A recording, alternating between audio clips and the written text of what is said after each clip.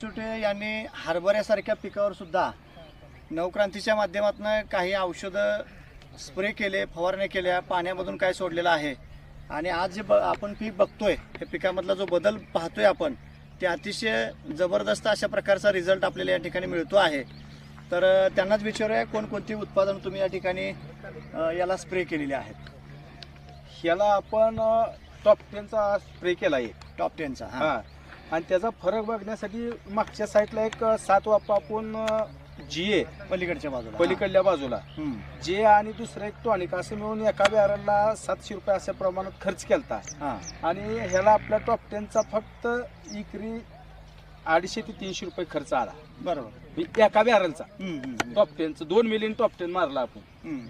ती 2 मिलीचा इकडे रिझल्ट आहे आणि तिकडे जीए आणि तिकडे 700 रुपये बॅरलचा रिझल्ट आहे. तिकडे वेगळी उत्पादन वापरली आणि तिथून 6 वाफे सोडून इकडे मग ती नवक्रांतीचा आपण ह्याचं खरंच किती बारक्या धानाला सुद्धा फरक पडतोय ही बघण्यासाठी एक अनुभव तुम्ही घेतलाय. हे अनुभव घेण्यासाठी आपण 2 वेगळे करून बघितले. तर हरभरा असेल किंवा गहू असेल या माध्यमातून आपल्याला विषमुक्त भोजन मिळतंय आणि रासायनिक फवारण्या करण्यापेक्षा सेंद्रिय फवारण्या करून सुद्धा एक चांगल्या प्रकारचं अन्न आपण देऊ शकतोय. हे नवक्रांतीच्या माध्यमातून तुम्ही सर्व शेतकऱ्यांना दाखवून दिलेलं आहे.